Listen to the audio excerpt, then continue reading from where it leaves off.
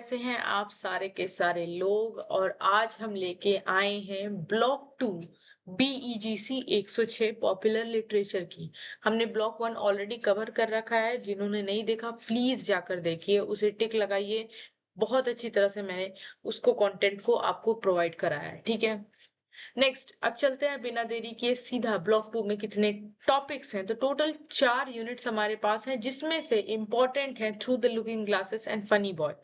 Adult fiction भी important है, but उसमें एक ही क्वेश्चन है जो बहुत मशक्कत करने के बाद एक क्वेश्चन आया था।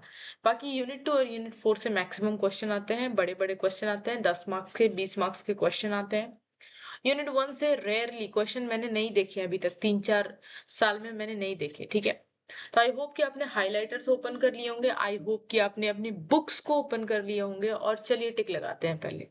सबसे पहले सेकेंड यूनिट लुइस कैरल साहब की। तो लुइस कैरल साहब की आने से पहले मैं एक चीज मैं आपको बता दूं। अगर आप यहाँ पे देख पाएंगे तो यहाँ पे मैंने एक ट्रिक लिखा है। वो ट्रिक है लुइस का ग्लास। लुइस का ग्लास इसलिए मैंने लिखा है ताकि मुझे याद हो जाए कि लुइस कैरल साहब ने द लुकिंग ग्लासेस को लिखा है। तो वो मेरा एक ट्रिक था, एक वर्ड प्ले मैंने किया था। अच्छा, आपको अगर पता होगा ये स्टोरी, अगर आपको नहीं पता तो प्लीज आप इस स्टोरी को अच्छे से पढ़ लीजिए, ताकि क्योंकि ये 20 मार्क्स की आने वाली है तो आपको पढ़ के रखना पड़ेगा ये स्टोरी एक्चुअली है क्या। लुइस कैरल साहब ने कहाँ से इंस्पिरेशन ली थी? तो लुइस कैरल साहब के दो दोस्त थे, एलिस थे और उसके सिस्टर थे, उसी से इंस्पायर होकर ये पूरी स्टोरी उन्होंने लिखी है। एलिस कौन थी, एलिस के कितने कैट्स थे, ये सारी चीजें मैंने यहाँ पर भी लिख दी है, ठीक है। कि एलिस के 2 कैट थे, एक व्हाइट थी जिसका नाम स्नोड्रॉप था, एक ब्लैक कलर की थी जिसका नाम किटी था। एलिस अपने इमेजिनरी वर्ल्ड में कैसे रहती थी, एलिस कौन से बुक लिखी थी, एलिस ने कौन से बुक के बारे में यहाँ डिस्कस हुआ है जिसका नाम है जैबरवकी, एक बुक है उसके बारे में। ये सारी चीजें आप पढ़ लोगे, ठीक है। टोटल अगर मैं बात करूँ तो लुकिंग थ्रू द ग्लासेस में टोटल 12 चैप्टर है, बट इस बुक में 7 से 8 चैप्टर को डिस्कस किया हुआ है, जिसमें हमटी डमटी है, आई थिंक इंसेक्ट वाली कोई टॉपिक है, ऐसे कर करके बहुत सारी टॉपिक है। बस आप उसका क्रिस्प एक आइडिया ले लोगे, ठीक है, वो क्या क्या है। क्योंकि एलिस जो थी वो अलग अलग जंगल, कभी जंगल में जाती है, कभी चेस क्वीन से मिलती है, कभी हमटी डमटी से मिलती है, कभी ट्विडली डिम ऐसे करके इन लोगों से मिलती है। तो बस उन सबको आइडिया रखना है और वो सबको एक एक करके अपने आंसर शीट में उतार देना है। दूसरी चीज, सेंस और नॉनसेंस के बारे में आपको दोनों के बीच में डिफरेंस पता होना चाहिए। सेंस और नॉनसेंस क्या है, मैं जस्ट एक आइडिया के लिए मैंने यहाँ, मैं अपने टाइम पे भी मैंने लिख लिया था, तो आप भी अगर देख सकते हैं, कुछ सीख सकते हैं, तो प्लीज आप जरूर देखिए।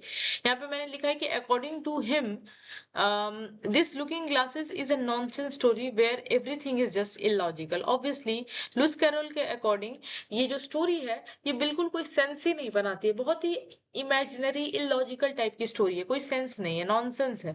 फिर यहाँ पे मैंने एक लाइन में लिखा है कि अगर बेतुक, नॉनसेंस को क्या बोलते हैं, बेतुका, तो अगर नॉनसेंस बातों को समझेंगे तो ही सेंस समझ में आएगा। तो नॉनसेंस चीज, ये चीज तो ये तो नॉर्मल सी बात है कि अगर हम किसी नॉनसेंस टॉपिक को अगर समझते हैं तभी हमको समझ में आएगा कि नॉनसेंस और सेंस के बीच का डिफरेंस क्या है, राइट। जैसे एक एग्जांपल से मैं बताती हूँ। अगर मैं बोलती हूँ कि वो कितना घटिया किस्म का इंसान है, तो जब मुझे पता है कि घटिया क्या होता है तो ही मैं एक अच्छा इंसान का परिभाषा समझ सकती हूँ या बता सकती हूँ, राइट। तो बस उसी तरह कि जिस इंसान को नॉनसेंस के बारे में पता होगा तो इसका मतलब एक उसे सेंस के बारे में भी आइडिया है, ठीक है। तो ये एक बहुत अच्छा एक वर्ड प्ले था जो कि कैरल साहब ने किया था, तो इसको थोड़ा सा याद रख लोगे आप। नेक्स्ट हम लोग चलते हैं नेक्स्ट यूनिट में, दैट इज यूनिट 3। यूनिट 3 में हमें ये वाला पोर्शन जो है ये पिछले 2 साल से आ रहा है, ठीक है। इस वाले पॉइंट को आपने पढ़ लेना है कि बिल्डिंग्स क्या है, ठीक है। नेक्स्ट हमारे पास आता है दैट इज फनी बॉय। देखो फनी बॉय के कैरेक्टर मैंने लिख लिए थे अपनी कॉपी में, उसको मैंने एज इट इज जो है स्क्रीनशॉट डाल दिया है, तो आप प्लीज आप इसको गो थ्रू कर लोगे। अर्जी नाम का एक इंसान था, अम्मा नाम की, अम्मा उसकी मम्मी थी, अप्पा उसके पापा थे, राधा एक आंटी थी, ठीक है। डैरल एक अंकल थे, अम्माची थी उसकी दादी, अनिल जयसिंगा करके कोई था, ठीक है, साहन, और ब्लैक टाई वाला एक प्रिंसिपल। तो ये सारे कैरेक्टर्स के बारे में आप जानोगे तभी आप 20 मार्क्स के क्वेश्चंस को अटेम्प्ट कर सकते हो, राइट। नेक्स्ट हमारे पास ये वाला मैंने लिखा था, ये लाइन भी बहुत इंपॉर्टेंट है कि क्यों अर्जी की मम्मी ने पिग्स कांट फ्लाई ऐसा बोला था। ठीक है, तो वो चीज आपको पता होना चाहिए। दूसरा, यहाँ पर अगर आपको पता हो तो मैं यहाँ पे मैंने ब्लैक डॉट में 3 ब्लैक डॉट्स में लिखे हैं, वो क्या क्या है। पहला कि अर्जी वॉज अ होमोसेक्सुअल बॉय। दूसरी पॉइंट मैंने लिखे है कि अर्जी ऑलवेज प्ले ब्राइड रोल, वो ना दूल्हा दुल्हन के गेम में हमेशा दुल्हन बनना चाहता था। नेक्स्ट है थर्ड पॉइंट कि people make fun of their his homosexual character. उसके होमोसेक्सुअल कैरेक्टर को लेके लोग बहुत सवाल उठाते थे, बहुत बच्चे मजे लेते थे। ये एक फनी बॉय का टॉपिक है।